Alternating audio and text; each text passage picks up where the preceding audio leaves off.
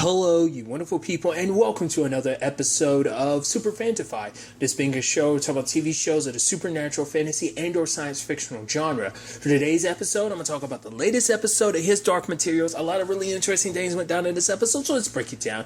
Well, first and foremost, we have Will taking Lyra back to his world, because obviously for him, it's like, well, she has some things she needs to... Well, it's mainly because it's like, well, she wants to check out Oxford, and he thinks that's all there is to it, but mainly his main reason to come back is he's on the run and he's afraid of all the trouble that potentially will come his way, but he needs to check in on his mom. So he does text his mom at one point in time, but his coach is there looking out for her, so it does seem like she's not left alone. It's kind of sad because I'm curious, is he, because obviously with everything that goes out, I'm curious, is he going to contact her later and be like, I'm sorry, we can't meet up, Mom, or is he just going to leave her hanging just because he knows, like, if he sticks around her, it's going to cause nothing but trouble. So, obviously, Lyra's taking in everything, because it's like, wow, we have cars in my world, but they don't move as fast as this, and obviously, it's like, she's stepping in a brand new world, a world that's like hers, but different, So, obviously, stepping into the previous world, the city, and it's kind of like, obviously, that's one thing, and that's kind of crazy, and end up in another world, but here's another world that looks like your world, it has similar name as your world in certain regards, but it's so different. Obviously, she tries to find the Jordan College, but it doesn't exist, or at the very least is being built here, or maybe, so obviously they end up splitting up, and obviously she ends up going to like a museum, which I love Pan being like, yeah, I don't like it. And I think it's kind of understandable because like there are creatures like on display and stuff like that. Creatures that, Pan as a demon kind of manifests as. So I'm sure that would probably make you feel a little uneasy. And what I thought was really interesting is she ended up running into Boreal, which obviously it's like she didn't give her real name. She was like, oh, my name's Lizzie. And he didn't give his real name either. Well, but it's like obviously she doesn't know that he's affiliated with the Magisterium. So that was just kind of an interesting, back and forth they had of like, oh, but he's not. I know that was kind of interesting that he didn't do anything about it. I mean, I guess to be fair, his main focus and his number one job is Will. Like he kept an eye on that spot, knowing that like Will maybe one day will come back through just to check on his mom because he won't completely abandon her.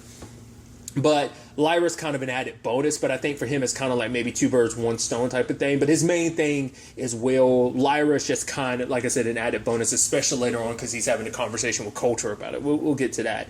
But Lyra also trying to track, like using the alethiometer, she tracks down a scientist, Mary, who's studying. The moment I was like, okay, so what's dusk in this real world? I was wondering, and it says that she went into Mary's room. It says like dark matter. So I was like, okay, so in this world, dark matter. It's like because obviously, like their world has words for certain things that obviously exist in our world, just differently named. So it's like when she's referring to dust, because obviously it's like the alethiometer was like, don't lie to her, and she's trying to explain things, but it sounds like doesn't make a lot of sense, especially because she's a little girl asking all these questions. So it's almost like, oh, are you playing or something? And it's like, no, she's like, basically her friend, George died because of dusk. And, she's like, it's so important. It's like, so if I don't figure out what dusk is all about, it's like George died.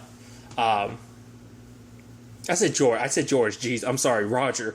I don't know where the hell I got the name George from. I don't know where that came from.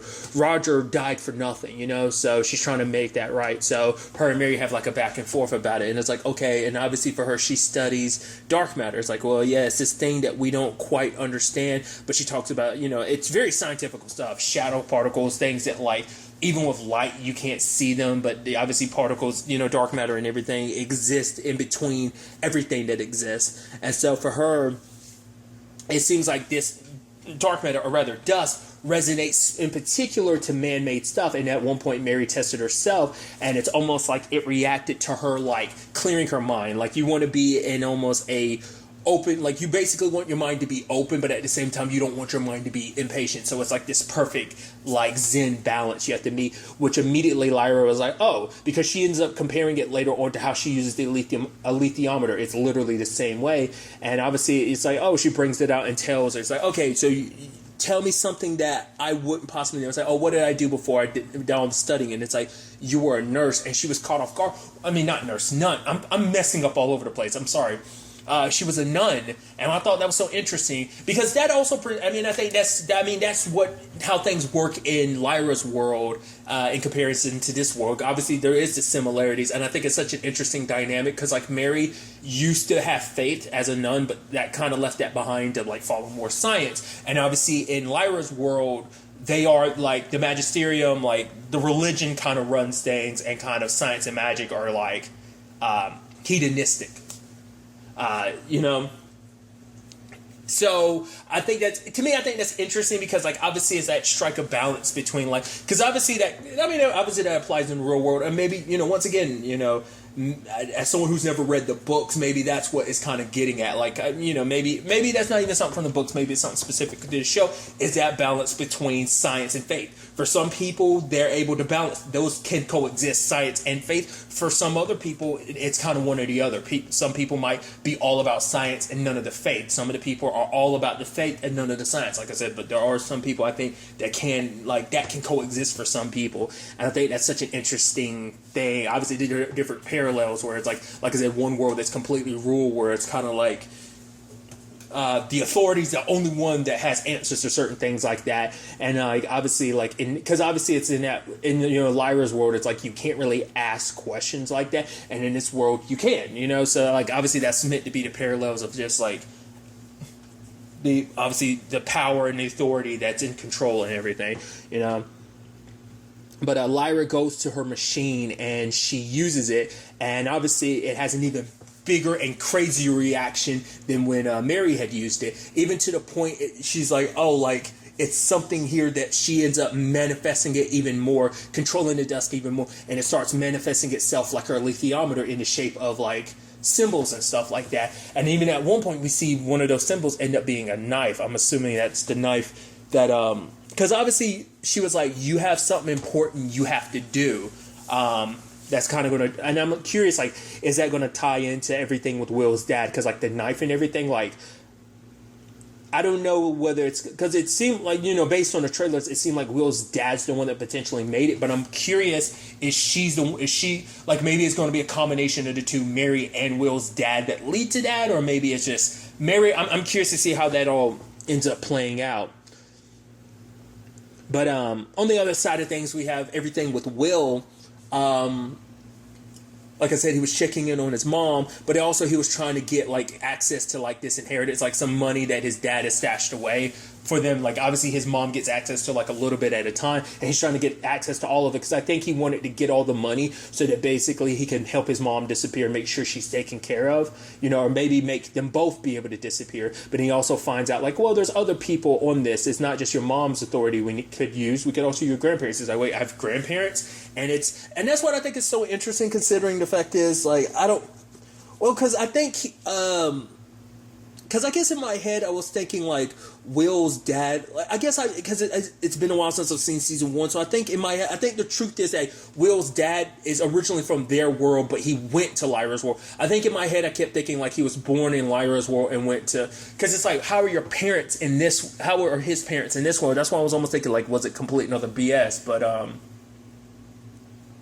nevertheless, he wanted access to the money, but they immediately thought like, oh, it's his mom, and apparently the cops had got in contact with him, but it's like, nah, it's people connected to Boreal, trying to, and so it's kind of like, well, you can stay here, but your mom's sick or whatever, and it's like, it's like, and his grandma starts mentioning stuff she shouldn't know, almost like also bringing up the letters, and it's like, oh, the cops want to know about these letters between your mom and your dad, and it's like, all right, so I can't trust you guys either, and he bolts.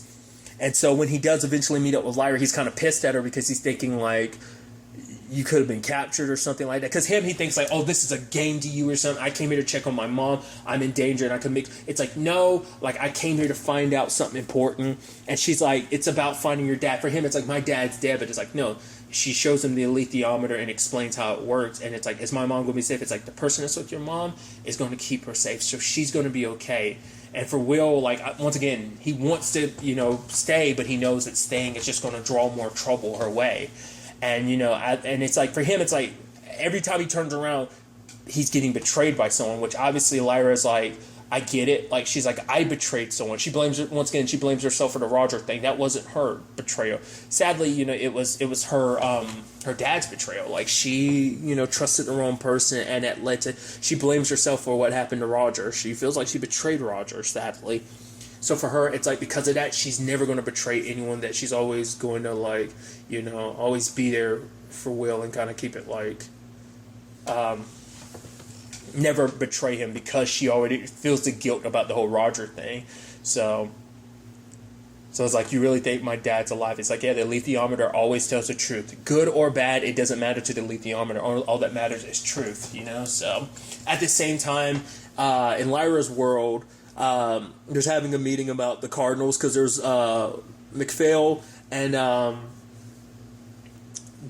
Father Graves, like, about who become, because obviously he's kind of temporary cardinal, but he also has to kind of be voted in and stuff. And so what is it, Dr. I'm going to butcher his name. He came there because Serafina sent him to be kind of a peace offering, because Ruta kind of, to a certain extent, kind of screwed the pooch. It's like, well, I protected the prophecy and everything by killing that witch last episode, so that Coulter didn't find out, or neither did the Magisterium. But it's still kind of like, you went after the Cardinal, and that's going to kind of screw us over, because it's like, what we need to focus on is Lyra. But obviously, because of her going, I think because she went through, it's probably not, because she didn't just go to one world, she went to another world as well. So it's like, she went from one world number one to another world afterwards. So I think that made it harder for Serafina to kind of feel that connection with her. But it's like, we need to find her, we need to protect her, or it's kind of all for naught. And so Boreal kind of walks over to Coulter, and about the whole, like, the little back and forth they have about, like, what has he been up to. And he was like, I've been, I basically, he's keeping hush hush about what he's really been up to, because maybe he just knows not to trust Coulter. But he ends up bringing up, it's like, oh yeah, what about that daughter of yours, that what, I forgot the exact wording he used, but basically like, oh, the escape artist. And she was like, leave my daughter out of this whole conversation. Once again, it's like, you slime ball, like a lot, but you're not telling her anything. But when it comes down to it, like, obviously that talking to that doctor dude, it brought up some interesting things, because obviously it's, obviously the church, well, the magisterium looks upon the witches as, heretics. Obviously, once again, you can parallels in real life because of the Salem witch trials and stuff like that. That correlation between church and because witches are seen as unnatural because of what they believe in, and because it's a whole thing about, like, because obviously in this world, like, when it comes to demons and stuff like that, there's a natural process to once your demon has settled on form and everything. And for him, in their world, amongst the witches, because, for example, it's like, after his demon had settled on a form, he had left his mother's side, and it's because she had sent him to live with his father, which obviously there's parallels between Coulter's situation with Lyra and Azrael. But then what really got me was when he was talking about, like, a ritual where basically the witches go somewhere that the demons can't. And it's basically a ritual that basically separates a demon from its owner. So, like, not to the point that the soul is lost, but they're separated from each other. And immediately that conversation was happening. I was like, so is that what Coulter did? Because it's like, she can be far, once again, I mean, it's been a while, but, like, they never answered that in season 1, how she could do what she can do, be as far away from her demon as.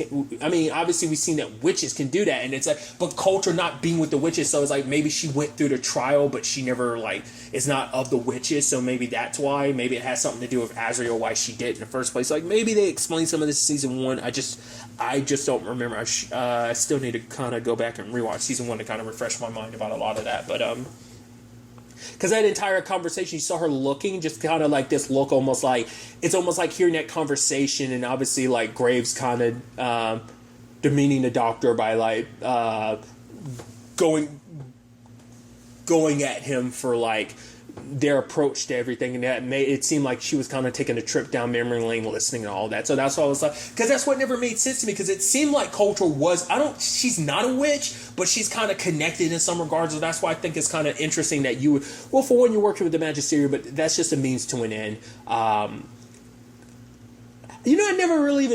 never paid attention to this, even in season 1, and I guess that speaks volumes just how much of an idiot I am, that, witches are mainly, not all, but mainly women but also like the magisterium is made up of mainly dudes, and and that's kind of like, and I mean maybe that's the subtext and the context to it as well, of being like these men kind of like almost kind of like belittling like, oh, these witches, it kind of has that vibe for it. Maybe that's what it's supposed to be, kind of like a metaphor for, a metaphor in both a literal and non-literal sense, because it's very straightforward about its metaphor while also being, you get what I'm trying to say? It's being both literal and non-literal, I think, with that.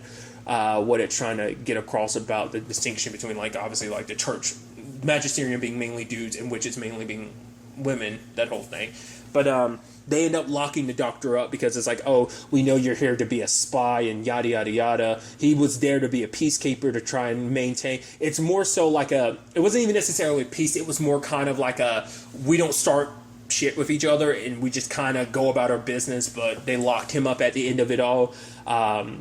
Coulter has a conversation with McPhail about him kind of striking first against the witches, and it's like, well, there's supposed to be, it's kind of supposed to be like we have to let some, because technically, like, they're supposed to be kind of holding a little bit of a trial against them, and so it's like, are we really just going to make a strike first before really kind of coming to a conclusion? But for her, it's like, you need to kind of be a little more, basically like, you need to take a little more initiative, especially if you want to take this position from Father Graves. And so McPhail signs off on the attack on the witches, and obviously, as we see, they get the area in particular, obviously we know their weakness, they're vulnerable, and so they attack, dropping a whole bunch of explosives on them.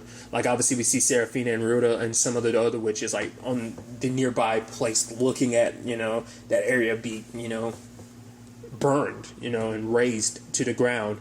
But for Coulter, this is all kind of working the way she wanted it to. Like, after she visits Azrael's, right-hand dude, and finds out, like, oh, Azrael traveled to, obviously, like, well, it was more so about finding out that, wait, where's, because she thinks Lyra's just somewhere else, but not realizing, like, oh, while you were there, Lyra was there too. It finally correlates, because it's like, oh, Roger was there. It's like, actually, he was going to use your daughter as a sacrifice until, like, Roger came about. So I think that sits a different way, where it's like, wait, you were willing to sacrifice our daughter, you bastard, but it's like, she now knows Lyra's in a different world, so she's cutting her ties with the church in the sense of, well, the magisterium, in the sense that, like, for her, it's like, oh, I webbed this weave for you. You didn't even realize, like, what was going on, so now you're going to give me the room to do whatever I want to. It's like she's leaving, and it's like, oh, you're trying to find Azrael, and it's like, no, I've got to find something much more important, obviously her daughter, because there's a whole conversation too about, like,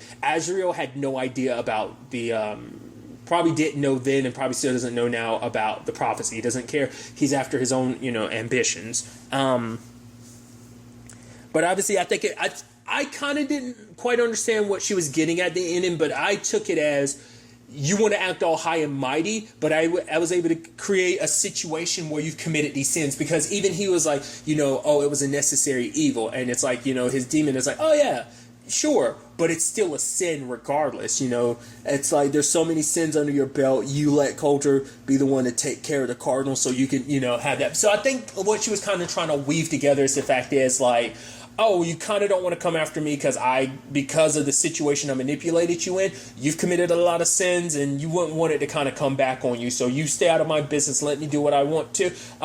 That's kind of how I took it, because it's like, she's weaved him in a situation where he's been hand in hand with a lot of sins. So regardless, I just thought that was, kind of interesting. But now Coulter knows where to go looking for Lyra. So, and obviously they're supposed to be looking for Will's dad. So it's definitely going to be interesting to see where all of this ends up taking us going forward into the next episode. But really, that's all I'm going to talk about. Until the next time we meet, be happy, be safe, live life to the fullest, and enjoy it. Good day, and goodbye.